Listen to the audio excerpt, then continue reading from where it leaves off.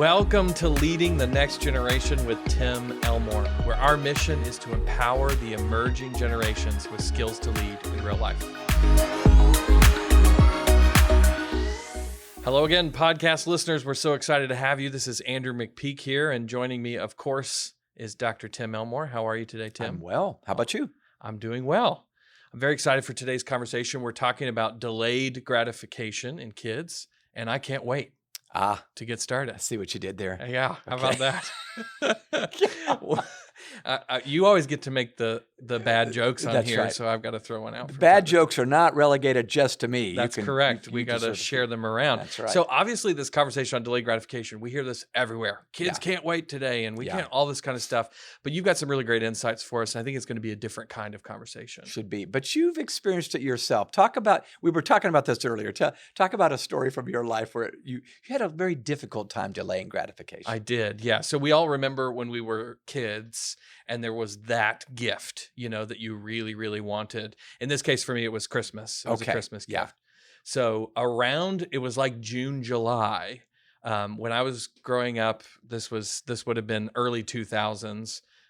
You used to get the Best Buy and Target and all those people would send their little magazines to your house, Mm-hmm. Here's what's coming.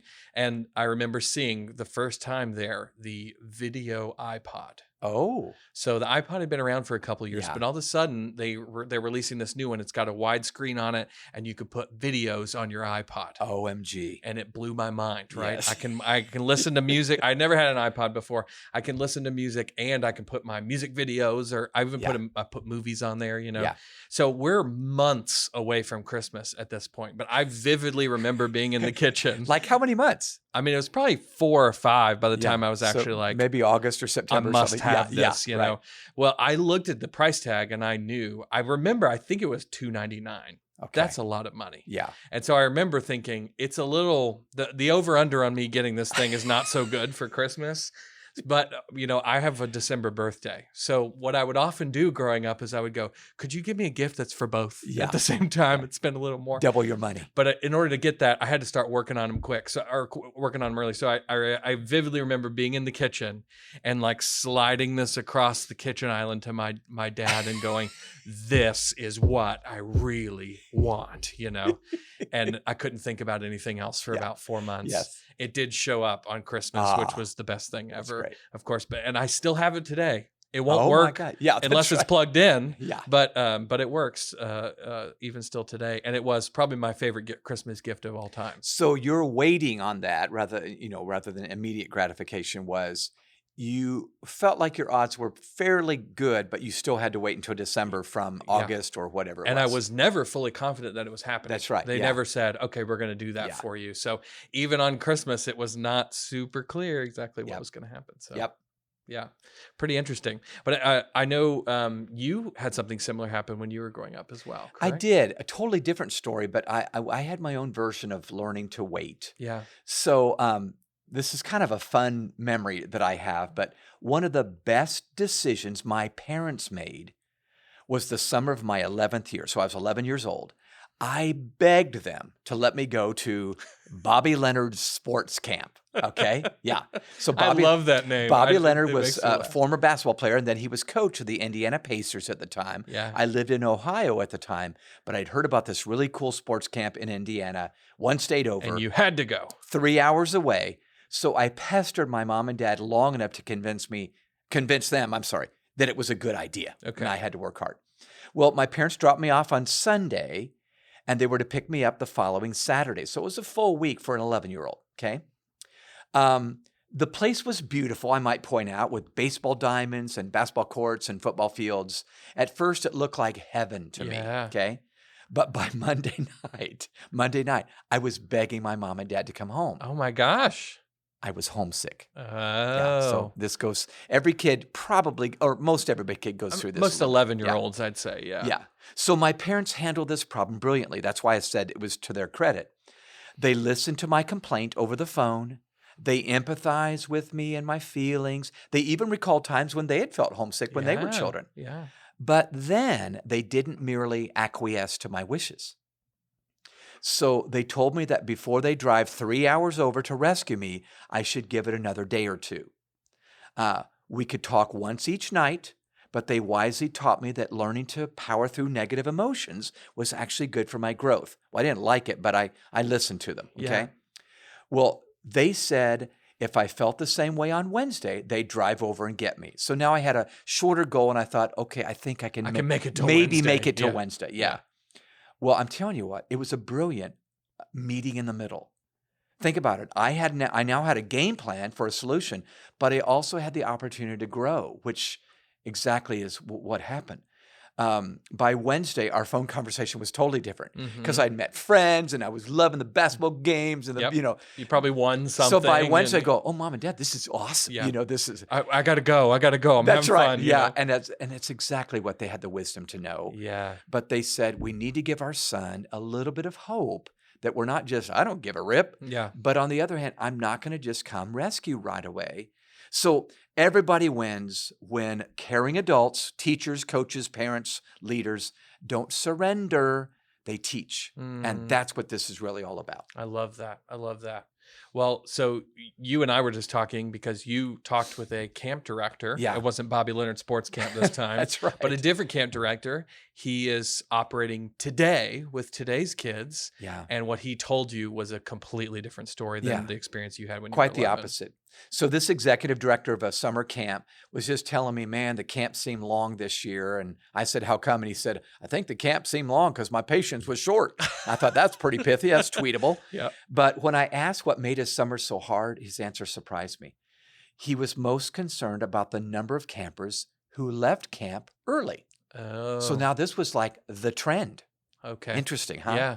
So a disproportionate amount of kids had requested and received an early departure.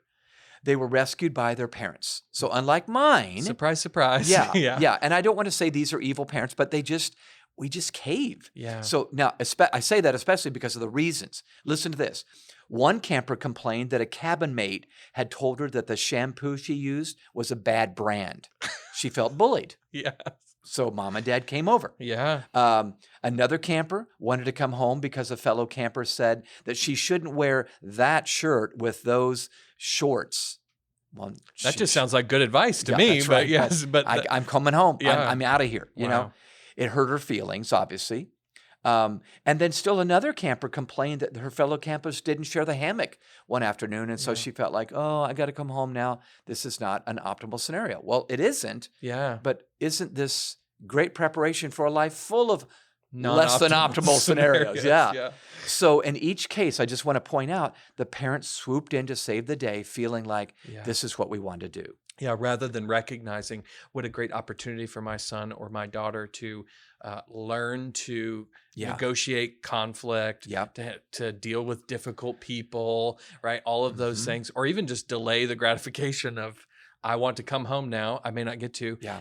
Not negotiating or meeting in the middle like your parents did, but just going, oh, that sounds terrible. I'm sorry about the shampoo. Let me come rescue. Here's what I think we don't like. I think we as caring adults, and I think you're caring adults listening here. I think we don't like the emotionally charged conversations that happens when we do choose to teach life skills instead of give in. Yeah. It's hard. Yeah. It's hard to not buy the iPhone right away, or it's hard not to do this, that, or the other. It's easier just to cave because we have the money, let's get it. We have the car, let's drive over and rescue. But what's much more powerful in the long run is to do the teaching and say, brace yourself, sweetheart, to your spouse. Yeah. This is going to be tough. Yeah. Yeah. And I wonder to what degree smartphones are playing a part in this, right? You got to call your parents one time a day in the evening, whereas this kid is probably sending a barrage of texts to mom about each day. It's miserable here. I can't stand it. I have to go home. So I would imagine it's probably very difficult to be a parent and getting that onslaught of, am I a horrible parent letting my kids suffer miserably a couple hours away from home? That's difficult. So my big looming question that I want us to answer, at least partially during this podcast, is this. Yes, we live in a world where we look at kids and go, kids today, they can't delay gratification. But are caring adults often part of the problem? In other words, it's not just the phone. It's not just culture. It's not just TV or whatever. As part of the reason young people aren't learning problem-solving skills, resilience, and resourcefulness, is because we sabotage this delayed gratification thing. Yeah. Could it be that grit and growth are stunted because we risk too little and we rescue too quickly? Yeah. Reminds me of a book that I read years ago, 12 Huge Mistakes Parents Can Avoid, Yeah. that you wrote. That was all about this subject, but I think that is possibly happening. So we're going to get towards some answers. You know, Tim likes to give us practical advice on how to build grit into our kids. But before we do that, we're going to take a quick break. We've got a tool we want to show you and talk to you about that helps actually build grit in the next generation. So let's take a quick break. We'll be right back. Hey guys, Andrew here. I'd like to talk to you about one of our latest resources, Generation Z Unfiltered, facing 9 hidden challenges of the most anxious population. Those born since the turn of the 21st century have grown up in challenging times, full of polarization, panic attacks, pandemics, and protests. These shifts have shaped a generation of young people that we call Generation Z, and they are now the most overwhelmed and the most empowered generation in human history. In our book on Generation Z, Tim and I give an unfiltered view of just who these kids are and give teachers, parents, coaches, and leaders practical advice on how to tackle 9 of the greatest challenges today's students are facing. Pick up a copy of Generation Z Unfiltered today at growingleaders.com/store. All right, Tim, we're back. So we're diving into what do we do about this lack of grit, this lack of ability to delay gratification. I know you've got some great advice for us, but I want you first to talk about what is it that makes it tough to cultivate growth and grit in our students today, in our kids today. Yeah, I believe for a long time that context explains conduct. Yeah. So from a biological standpoint, a teenager's brain is a bit of a train wreck, okay? Lots is going on. It's we not knew their that fault. probably before, but now we got That's evidence to show That's right. So first, it's low on myelin, the coating that allows various regions to communicate with one another in the brain. So we have a disconnect. And next, the prefrontal cortex is developing at warp speed. So topics that a child once took for granted, like believing their parents know everything that they're talking about, now seem ripe for reevaluation. That's a very kind way to say that. Yeah, it's so true. Yeah. So finally, in addition to acting on seemingly every impulse, a teen is programmed to break away from their parents, to spread their wings. I want to do my own thing. I want to have my own way. So this is natural and healthy. This is part of how our brain is growing up, but it doesn't make it any easier for a parent or a teacher or a coach or an employer to lead that teen. Yeah. We want to rescue. We're nurturers. We want them to be comfortable and safe and happy. Yeah. And we cave because we don't want the emotionally charged conversation. Yeah. So the challenge before us is that kids today are doing this breaking away thing, but they're doing it in a world that's not necessarily naturally giving them the tools they need to delay gratification. And they're doing it often with examples of parents who are not backing off enough to let them do it. And you've got a great thing. I know we probably talked about it on the podcast before. You put it in books before, but you have a great way to explain how you kind of think this happened. How did we get to the place where kids have found themselves in this situation? Yeah, we have talked about this before, but it's such a framework that helps me understand what's happening in culture today. So our 21st century culture is a culture of speed and convenience and entertainment and nurture and even entitlement, okay? These are all markers for all of us, old and young. We want things faster and easier, more convenient, etc. But this diagram that I put together, it's really 2 columns, if you remember. If I grow up today in a world of speed, I can assume that slow is bad. Yeah. If I grow up in a world of convenience, I can assume that hard is bad. If I grow up in a world of entertainment, boring is bad. If I grow up in a world of nurture where mom and dad are rescuing me from summer camp, risk is bad. I want to take a risk. I want to come home. And then finally, if I grow up in a world of entitlement, I think labor is bad. I shouldn't have to work for this. Labor is bad. Now, I think you all get this, but this framework became an epiphany for me. When I look at the natural outcomes of a world of speed and convenience, slow, hard, boring, risk, and labor, those are the very elements that grow me into a person with grit, into a good adult that's able to navigate life's hardships. Yeah. You know, when I'm called upon to be a good leader, a good husband, a good father, a good person. Yeah. So when I'm just not able to delay gratification, when I eat that marshmallow, remember the marshmallow experience first? Yes. Yeah. And I don't wait for the second one, it doesn't show up with great results later. I cave and it doesn't pay off later. Yeah. So in other words, if we are going to teach them to actually garner some of these skills that we feel like are missing, we're going to have to act a little bit separate from the natural world that we're experiencing Countercultural. Today. Yeah, we're going to have to be countercultural. No doubt. So you've got 4 ideas. They're all very practical, and they're promised in the title of this podcast, actually, 4 great ideas, and we really do believe they're great. So walk us through these 4 ideas and how we might implement them. Listeners, I'm going to give you 4 ideas. All of these have worked for me and worked for the kids that I raised and many of the kids that I taught that took me up on them. I would just say they'll probably spark even better ideas of your own. Some of these are just, of course. Don't stop with 4. That's right. Yeah. So idea number 1, I suggest you follow the 48-hour rule. Follow the 48-hour rule. So this combats the urge to impulse buy or to react to something in the heat of the moment, okay? It's wise for students to follow the 48-hour rule, which means they delay a purchase or a reaction on social media 2 days if it's not essential, okay? So waiting almost always helps kids restore a sense of logic. Isn't it true? Most of our quick reactions are emotional. Absolutely. Our long-term is usually logical, okay? So I'm telling you, it calms our mind and it calms our emotions. So I remember doing this with my own 2 adult children, okay? When my son Jonathan was young, he'd get an impulse to buy a product or a toy he saw on TV, and I'd try to share his enthusiasm. I didn't want to rain on the parade, but I knew he was in a stage where he changed his mind all the time. Yes, you know? yeah. So I would say, let's just wait 2 days, or even save a bit more of your allowance until you save up $5 or $10 or whatever.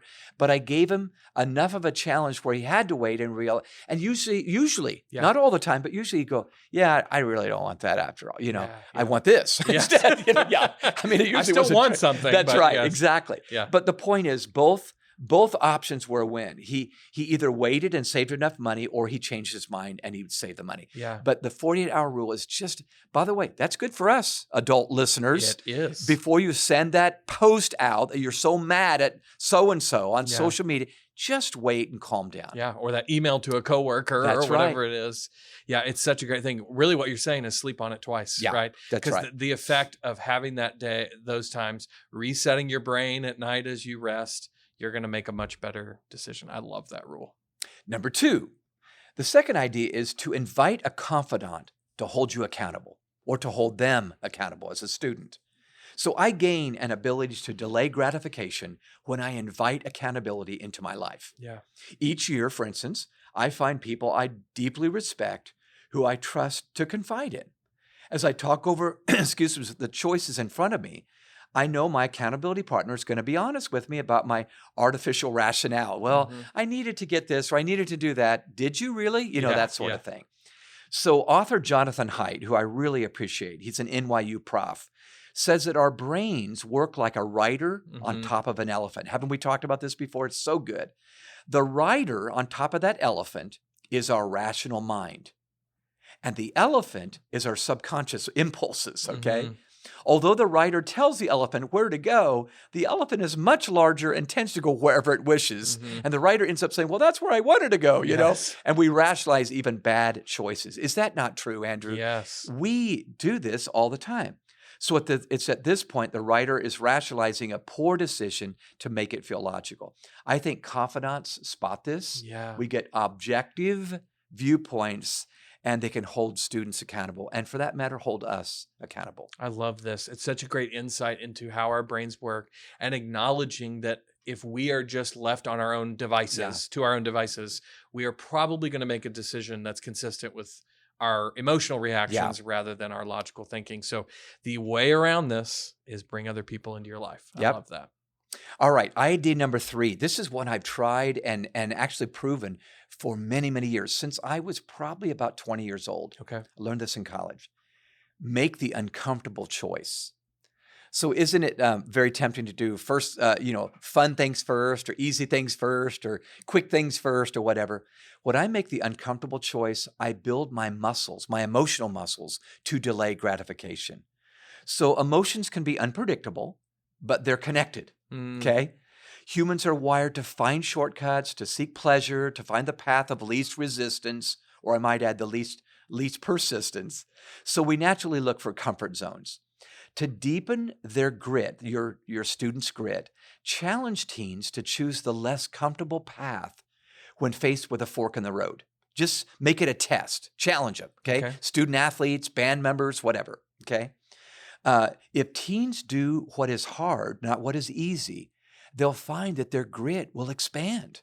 If they'll embrace the uncomfortable, it will soon become more comfortable and more natural. That's great. Yeah. You're basically training your brain about how you think about the difficult things that are in front of you. Yeah. Do the opposite. Do the reciprocal of what your emotions or your lazy bones flesh want to do. Yeah. And pretty soon you'll find that you don't have to work so hard at making that choice the next time. Absolutely. I love that. All right. Give us the last one. Last idea. This is a bigger picture idea, but here it is. Think long-term, think big picture, and finish what you start. Think long-term, not just short-term today. Think big picture, not just my own life, and then finish what you start. I can delay gratification if I think what's best for my long-term future. I always make a better choice, okay? And when I think about what I want down the road, I see a larger vision. I'm wiser when facing hardships. Kids must not give up what they want most for what they want now. I love that statement. That is huge. My wife and I had our kids choose one activity each season and finish it. Like my son might go out for soccer or whatever, and about halfway through the season, he changed his mind. Remember I told you about my son. It wasn't fun anymore. Wasn't fun anymore. I want to quit. Nope. You're going to finish the soccer season. You're going to finish it. You don't have to play next season, but you're going to finish this season. Now, I know many of you listening do the same thing. I'm just saying this is good for grit. This is good for delayed gratification. So setting and completing a goal is a surefire way to delay gratification or to build that muscle inside of us. I have actually found that the further out we can see into the future, the better the choice we make today. I love that. I love that. I was actually talking with a parent a couple of weeks ago, and one of the things I was talking about is often kids struggle with delayed gratification because they don't do what you are talking about here. They have no goals they can articulate. If you got a 14 or a 15-year-old, especially somewhere in that kind of mid-teen zone, and if they cannot answer the question, what is one long-term goal you're working towards? That's probably a sign that they're going to make a lot of short-term thinking choices and not do so well at delayed gratification, because it really requires you to have a goal, something you're working towards, to have a long-term mindset to make better choices today. It's a great insight. You know, I read a story recently that's such a picture of what we're talking about. LeBron James, basketball legend, did something that I did not think was possible. But he took his role as a dad as important as his role as a Los Angeles Laker NBA legend. That's awesome. So yeah, it's just amazing. So he's attempting to be an assistant coach for his son's high school basketball team. So in the midst of all, I'm trying to win ball games for the NBA, team, the LA Lakers. Commercials and stuff. Yeah. So he can't be at every game, but he's showing up. Can you imagine? We're playing, who's that? That's LeBron James down on the bench. So he sits at the end of the bench and he's grabbing water and towels for the boys who are playing, not just his sons. Wow. But the reason he said he's showing up is, one, he wants to support his sons as a dad, but one, he's wanted to make sure they are able to delay gratification and build grit when, because of the last name they got, they could get by a little easier. That's LeBron said, do whatever he asked, put him in, let him shoot, whatever. And no, pass the ball. No, you have to sit on the bench a little bit, So what a great dad in this sense, at least. I don't watch him every day, but to know that he's there because he wants to make sure my son doesn't get any extra breaks because of who they are. I'm going to make sure they're building grit and learning to delay gratification. It was step 2 that you talked about. Somebody was there to hold him accountable. That's right. He knew they're going to need extra because of all of the benefits they get from growing up in the family that they're growing up in. And I tend to think that his sons listen to dad, who is very big. Yes. Can I just say that? Okay. I'd listen to him, so I assume they would. That's right. So you, at the beginning of this podcast, I told a story of growing up wanting an iPod when I was a kid. You actually have another iPod story. Yes. A great example of a dad who played this beautifully and helped his son learn a lesson in the process. So David Salyers is a great friend of mine. And he and I both have sons about the same age. You know, I remember years ago, David told me a story. I've never forgotten it. And it has informed my leadership of kids ever since that day. David was with his son, Nick, and this new version of the iPod had just come out. Okay, we were still using those. And Nick saw one more of them in the Apple store. And so he starts drooling, you know, not literally, but figuratively drooling. And he says, Dad, there's only one more left. We got to get it because I can't miss out. This is the iPod I've always wanted, you know, always wanted. It's only been out for a week now. It's a brand new version. Well, David said to me when he told me the story, well, I had enough money and I could have just bought it for him. But instead I said, well, Nick, looks like a fun portable device. How much money you got? None, Dad. I don't have anything. You got to get it for me. And David said, I was faced with a choice. Do I give in and just not build delayed gratification? Just say, well, and David said, I got plenty of money. I could get it for him. My credit card, you know, had plenty of money. But he said, I wanted to teach a lesson and yet still show love to my son. And he found an answer in the middle that I think was brilliant. David said, Nick, I'm going to buy this iPod. So we're going to secure it for our home. For our home. But I'm going to put it up and away and I'm going to hide it. And you're going to pay monthly installments until you paid it off. No interest, but you paid it off. And then you're going to get the iPod. So it was both a sense of Dad loves me enough to get what I really want, but I don't just get it today. I learned to earn some allowance, make the payment.